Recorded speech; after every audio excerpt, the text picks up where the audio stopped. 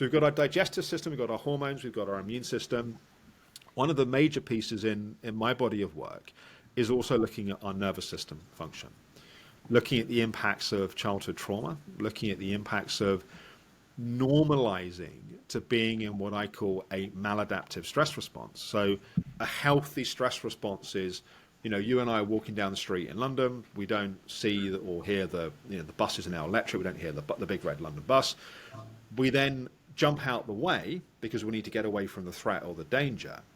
We get a big hit of adrenaline and cortisol, our stress hormones designed to help us respond to the danger or to the threat.